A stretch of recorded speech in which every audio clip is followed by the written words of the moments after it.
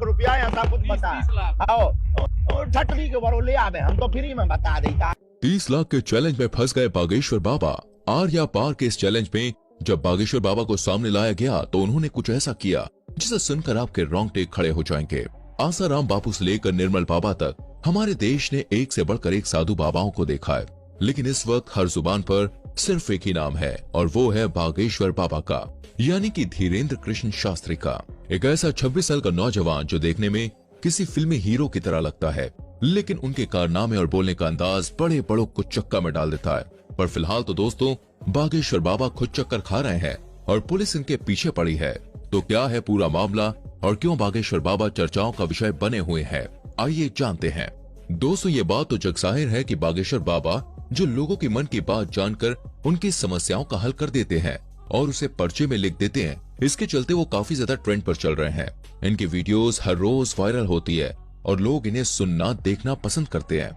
लेकिन वो कहते हैं ना, मीठा ज्यादा हो तो चींटियां लगने ही लगती हैं, और ऐसा ही कुछ हाल बागेश्वर बाबा के साथ भी है। तभी तो अलग अलग क्षेत्रों से लोग इन्हें बदनाम करने के लिए सामने आ रहे हैं कि क्या ये बाबा लोग वास्तविक हैं? कुछ इन्हें खुला चैलेंज कर रहे हैं तो कुछ इनकी विद्या पर शक कर रहे हैं, फर्जी हैं, धोखेबाज हैं। अभी एक टीवी शो के दौरान माइंड रीड करने वाली सुहानी ने कहा कि धीरेन्द्र शास्त्री अगर हमारी तरह दिमाग पढ़ते हैं तो इसमें कोई बुराई नहीं है, लेकिन इस कला को भगवान की कृपा कहकर लोगों के बीच अंधविश्वास फैलाना ये बहुत गलत है। और बात यहीं पे खत्म नहीं होती है। महाराष्ट्र में अपने एक कार्यक्रम के दौरान जब धीरेन्द्र शास्त्री नागपुर पहुंचे तो वहां की कमेटी ने इनके ऊपर अंधविश्वास फैलाने का आरोप लगाया और खुलेआम ये चैलेंज किया कि आप जो जादू और चमत्कार लोगों के सामने अपने धाम में दिखाते हैं, वही चमत्कार आप हमारे सामने दिखाइए। अगर आप सही हुए तो आपको हम 30 लाख रुपए देंगे। अच्छा, लेकिन कमेटी वालों का कहना है कि धीरेन्द्र शास्त्री इस चैलेंज से इतना ज्यादा डर गए हैं कि वो वापस लौट गए। इसके बाद महाराष्ट्र की उस कमेटी के श्याम मानव ने धीरेन्द्र शास्त्री के खिलाफ पुलिस कार्रवाई की मांग की। धीरेन्द्र कृष्ण महाराज कंप्लेंट दी थी एसीपी नागपुर के, और कहा कि पुलिस अगर कार्रवाई नहीं करेगी तो वो लोग आंदोलन करेंगे, क्योंकि महाराष्ट्र के कानून में अंधविश्वास फैलाना बहुत ही बड़ा जुर्म माना जाता है, जिसके तहत धीरेन्द्र शास्त्री को गिरफ्तार किया जाना चाहिए। धीरे धीरे महाराष्ट्र के नागपुर से निकली ये बात पूरे भारत में फैल गई, जिसके बारे में कई सारे लोग धीरेन्द्र शास्त्री से सवाल जवाब करने लगे, जिसके जवाब में बागेश्वर धाम सरकार ने कहा है कि हम बीच में कथा छोड़कर भागे ये बोलना बंद कर दें। हमारी कथा 7 दिन तक की ही थी, डेट घोषित कर दी थी कि हम केवल 7 दिन की कथा करेंगे। लेकिन लोग विश्वास क्यों करेंगे? भारत में साधु महात्माओं की इज्जत का ऐसा फालूदा हुआ है कि चाहकर भी धीरेन्द्र शास्त्री पर विश्वास नहीं कर पा रहा था कोई। बड़ी बड़ी मीडिया कंपनी लगातार उनके चमत्कारों पर सवाल उठा रही थी और इन्हीं सारी चीजों से तंग आकर एक दिन बागेश्वर धाम सरकार ने सभी को अपने दरबार में बुलाया और कहा कि मैं नहीं बताऊंगा कि किसकी अर्जी लगी है। स्वयं छट जाइए, देखो नहीं तो विरोध होगा, नहीं तो ये कहेंगे तुझी के से सेटिंग है। आप लोग खुद अपने लोगों को खड़ा करिएगा और मैं उनकी परेशानियां और उनके मन की बात पहले से ही कागज पर लिख दूंगा, और आप जिसको बहन जी लेकर आएंगे उसी का पर्चा ये निकलेगा। और जब ये चीज हुई तो हर कोई देखता रह गया। आपने अपनी समस्या बताई थी क्या? अपना नाम बताया था क्या? क्योंकि बागेश्वर धाम सरकार ने वाकई में सारी सच्चाई पहले से ही लिख रखी थी। बिल्कुल सही है, बिल्कुल सही। किसी को यहाँ बताया था? नहीं, मैंने ये सब कुछ देखने के बाद लोगों की बोलती बंद हो गई। लेकिन बागेश्वर धाम सरकार के ऊपर उठने वाले सवालों का सिलसिला अभी खत्म नहीं हुआ। इनकी कही हर एक बात को लोग विवाद बनाकर खड़ा कर देते हैं और ये बात सच भी है। आज बागेश्वर धाम सरकार इतना बड़ा नाम बन चुका है कि जो कोई भी इनका नाम लेता है वो खुद ही फेमस हो जाता है। बड़े बड़े न्यूज चैनल घंटों केवल इन्हीं के बारे में बात करते हैं और लोग बड़े मजे से सुनना देखना पसंद करते हैं। अभी कुछ समय पहले जब बागेश्वर धाम सरकार ने बुलडोजर चलवाने की बात कही थी तब भी काफी ज्यादा कंट्रोवर्सीज खड़ी हुई थी, जिसके बारे में एक इंटरव्यू में जब धीरेन्द्र शास्त्री से पूछा गया तो उन्होंने बड़े साफ शब्दों में कहा कि धर्म और ईश्वर उनके माता पिता के समान है और अगर कोई उनके माता पिता पर पत्थर मारेगा तो वो भी शांत नहीं रहेंगे। धीरेन्द्र शास्त्री की इन बातों से साफ जाहिर होता है कि वो लोगों के सामने किसी फिल्टर के साथ नहीं आते हैं, बल्कि जो अंदर से है वो बाहर से भी दिखाते हैं। तभी तो ये आए दिन विवादों में घिरे रहते हैं और कुछ लोग तो ये सोच कर ही हैरान है कि आखिर एक 26 साल का नौजवान शख्स इतना ज्यादा लोकप्रिय कैसे हो गया। कैसे करोड़ों लोग आज उसके भक्त हैं और उसके धाम पर लोगों की लंबी लाइन लगी रहती है।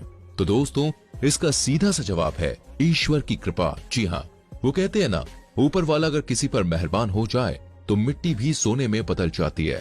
और धीरेन्द्र शास्त्री तो खुद को बालाजी महाराज यानी कि हनुमान जी का सबसे बड़ा भक्त कहते हैं। मध्य प्रदेश के छोटे से गांव में जन्म लेने वाले धीरेन्द्र शास्त्री के दादाजी भी पूजा पाठ का काम करते थे और बागेश्वर धाम लगाते थे, लेकिन इनके दादाजी उतनी प्रसिद्धि प्राप्त नहीं कर पाए जितनी आज धीरेन्द्र शास्त्री ने कर रखी है। इनके पास कुछ ऐसी शक्तियां हैं जिनकी मदद से आज ये सामने मौजूद व्यक्ति के बिना बताए ही उनकी परेशानियों को समझ जाते हैं और उसे पर्चे में लिख देते हैं। बागेश्वर बाबा ये तक समझ जाते हैं कि सामने वाला सच कह रहा है या फिर नहीं। उनके द्वारा पर्चे में लिखा गया एक एक शब्द 100% सत्य होता है, जिसका सबसे बड़ा प्रमाण यह है कि आज तक इन्हें कोई भी झूठा साबित नहीं कर पाया है। मीडिया से लेकर पुलिस वालों तक लोगों ने इनके खिलाफ खूब बातें की, लेकिन उन बातों को साबित करने की हिम्मत आज तक किसी में नहीं हुई। असल में होता यह है कि जिस किसी भी शख्स की अर्जी को बालाजी सरकार स्वीकार कर लेते हैं, उस व्यक्ति को या तो उसके परिवार के किसी भी व्यक्ति को लगातार 2 दिन सपने में बंदर नजर आते हैं। और ये कोई कही सुनी बात नहीं है दोस्तों, बल्कि जितने भी लोग अर्जी लगाने आते हैं उन्होंने खुद इस बात को स्वीकार किया है। लेकिन अब मीडिया वाले कहाँ लोग कि भाई बात मानेंगे, उन्हें तो हर चीज का सबूत चाहिए होता है। इसलिए कई सारे मीडिया हाउस वाले बागेश्वर बाबा के दरबार में भक्त बनकर भीड़ में इकट्ठा हो जाते हैं ताकि देख सकें कि धाम के अंदर असल में होता क्या है।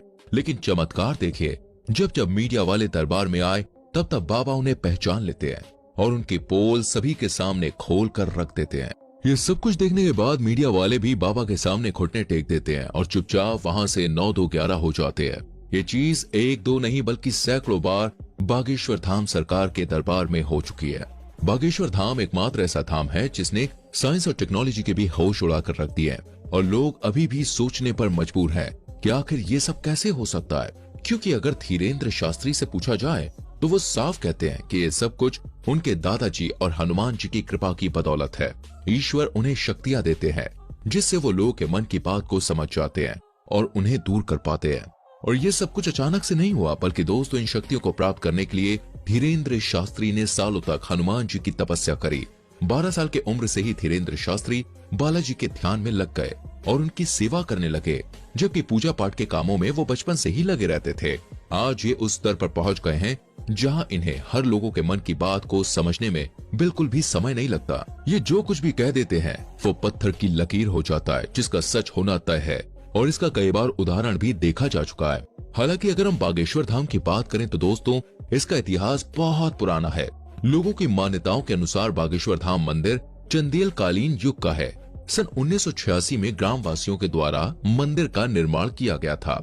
उसी दौरान ग्राम गढ़ा में बाबा सेतु लालगढ़ चित्रकूट से दीक्षा लेकर अपने गांव के प्राचीन कालीन मंदिर पहुंचे।